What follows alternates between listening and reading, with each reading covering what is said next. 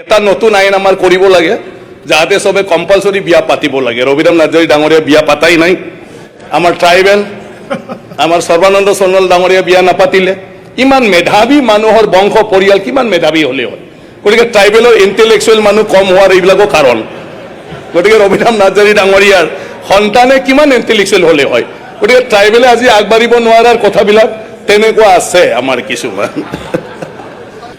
এয়া অত্যন্ত গুৰুত্বপূৰ্ণ আৰু উপৰোক্ত বক্তাসকলে ইয়াৰ ওপৰত কিছুমান কথা সদনত দৃষ্টিগোচৰ কৰিলে। মই ইয়াত প্ৰথমতে ক'ব খুজিছোঁ, আমাৰ অপজিশ্যনৰ তৰফৰ পৰা জনজাতিসকলক ইয়াৰ আওতাৰ বাহিৰত ৰখাৰ কথাটোৱে মূল ইছ্যু হিচাপে কৈছে। ৰবিৰাম নাৰ্জাৰী ডাঙৰীয়া অলপ আগত কৈছে যে একচুৱেলি UCCত যিখিনি নিয়ম নীতিৰ কথা কৈছে, আইনৰ কথা কৈছে, জনজাতি সমাজত অলৰেডি সেইবিলাক আছে। জনজাতি সমাজত বিয়া যেতিয়া হয় তেতিয়া অকল ৰাইজ নহয়, গ্ৰহ নক্ষত্ৰৰ পৰা আৰম্ভ কৰি গছ গছনি নদ নদী পশু পক্ষী সকলো যি আছে তাক সাক্ষী দি ফালে বিয়া দিয়া হয়। আৰু বিয়াত দুইজন দৰা কইনাই প্ৰতিজ্ঞা ল'বলগীয়া হয় যে সকলৰ সাক্ষীত আমি কথা দিছোঁ আমি দুইজনে সংসাৰ ভালদৰে পাতি যাম, কেতিয়াও দুখতো নেৰো, কেতিয়াবা ৰোগীয়া হ'লেও নেৰো, আৰু আমাৰ যি ল'ৰা ছোৱালী জন্ম হ'ব তেওঁলোকক আমি একেলগে পালন পোষণ কৰি যাওঁ। আৰু সেইটোৰ কাৰণে যেতিয়া ডিভৰ্চৰ কথা আহে দুইজন পতি পত্নীৰ ইচ্ছা হ'লেও বংশ পৰিয়াললৈ আলোচনা আৰু ইয়াৰ পিছত ৰাজহুৱাভাৱে সামাজিকভাৱে আলোচনা হ'ব লাগিব।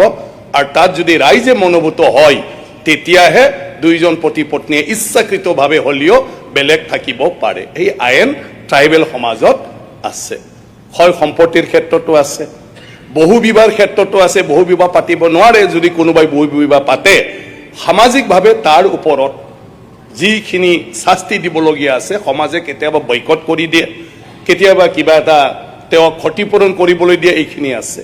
তো বহুতৰে ট্ৰাইবেল সমাজৰ ওপৰত বেছি কি কয় আইডিয়া নাই। আৰু আমাৰ অপজিশ্যনৰ সেইটো হৈছে এজনৰ জনজাতি MLA যিহেতু নাই, এই কেইদিনত সেইখিনি কথা চাগে কোনেও কোৱা নাই। গতিকে অলৰেডি UCC অহাৰ আগতে ট্ৰাইবেলসকলৰ এইখিনি আছে।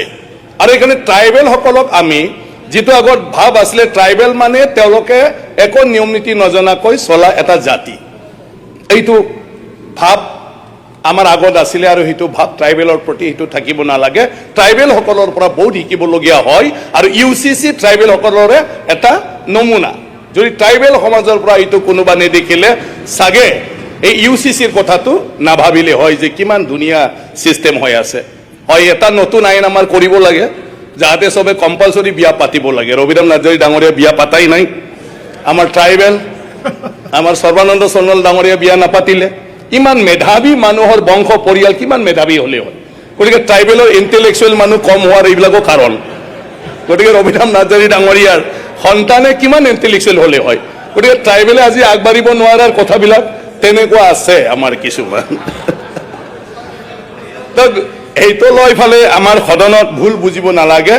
জনজাতিসকলে যদিও নিজৰ সামাজিক ৰীতি নীতি আছে তথাপিও তাত যদি সন্তুষ্ট নহয় কৰ্টলৈ গুচি যায়, তাত কোনো বাধা নাই। যিকোনো ট্ৰাইবেল মানুহে ৰাইজৰ বিচাৰত যদি ছেটিছফাইড নহয় এই মানুহজন কৰ্টৰক কাষ চাপে। আৰু তেতিয়া কোনো ট্ৰাইবেল ল'ৰ কথা নাহে, যিটো মুছলিম ল'ৰ কথা আহিছিলে আগতে। এইটো ট্ৰাইবেল ল'ৰ কথা নাহে, ট্ৰাইবেলসকল এই বিচাৰটোও মানি লয়। গতিকে তেনেকুৱা ধৰণৰ বহুত কথা আছে। গতিকে সেই UCC এইকাৰণে এইটো ৰাখি থৈ গৈছে। গতিকে UCC অলৰেডি ট্ৰাইবেল সমাজৰ মাজত নিজৰ মাজত অলৰেডি তেনেকুৱা নিয়মবিলাক চলি আছে। এটাটো হ'ল সেই আইনখন বিশেষ কৰি আমাৰ মাতৃসকলৰ, আমাৰ বাইদেউ, আমাৰ ভগ্নী, আমাৰ ছোৱালী তেওঁলোকৰ সুৰক্ষাৰ কাৰণে। আমাৰ চবৰে নিজৰ নিজৰ সন্তান আছে। আমাৰ মাসকলে কিমান কষ্ট পাইছিল বিয়া হোৱাৰ দিনৰে পৰা। কথা নাই বাৰ্তা নাই, নিজৰ পচন্দ অপচন্দ বেলেগ এটা পৰিয়ালত বিয়া হৈ যায়। ঘৰৰ বংশ পৰিয়ালৰ প্ৰেছাৰ, ভাল পৰিয়াল মানি লবি যা।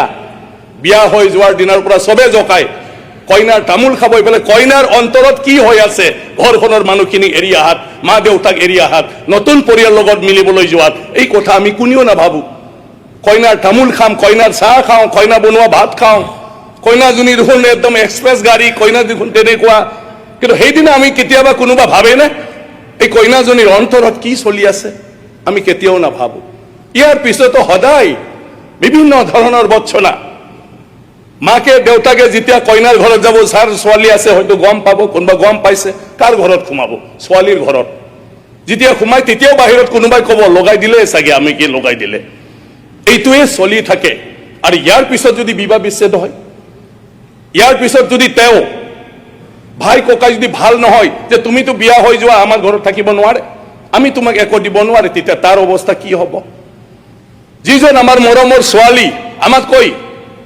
বেছিকৈ খুৱে আমাৰ পিছত উঠে বিয়া হোৱাৰ দিনৰ পৰা তেওঁ গিৰিয়েকৰ ঘৰত সবতকৈ আগত উঠিব লাগে একো নাজানিলেও কাঁহী বাতি ধুব লাগে চাহ বনাব লাগে আনক আগত দিব লাগে নিজে খোৱাৰ আগত এই মানুহখিনিৰ যন্ত্ৰণাৰ কথা আমি কেতিয়াও নাভাবো তাৰ কাৰণে মুখ্যমন্ত্ৰী ডাঙৰীয়াক মই ধন্যবাদ দিওঁ যে তেখেতে আজি নিযুত মইনা আঁচনিৰ জৰিয়তে প্ৰত্যেকজন ছোৱালীয়ে যাতে মাকৰ নিচিনা হ'ব নালাগে লিখা পঢ়া কৰি চাকৰি কৰি বেপাৰ বাণিজ্য কৰি এটা মৰ্যাদা শহুৰৰ ঘৰত পায় যাতে তাকো কয় বোৱাৰী তোমাৰ অফিচৰ টাইম হৈছে তুমি যোৱা বাকী কাম মই কৰিম যোৱা যোৱা যাতে তেনেকুৱা ধৰণৰ সন্মান আমাৰ ছোৱালীবিলাকে পায় গতিকে সেইবোৰৰ কাৰণে ইউচিচি এটা অত্যন্ত প্ৰয়োজন যাৰ ঘটিছে তেওঁলোকে বুজি পায় যাৰ ঘটা নাই তেওঁলোকে বুজি নাপায় আৰু এই মই যিখিনি কথা কৈছো সেই দৃষ্টিৰে যদি আমি চাওঁ তাতকৈও বেছি কঠোৰ আইন আমাক লাগে এতিয়া লিভ ইন ৰিলেশ্যনৰ কথা কৈছে ট্ৰাইবেল সমাজৰ কথা ট্ৰাইবেলে কেতিয়াও লিভ ইন ৰিলেশ্যন নামানে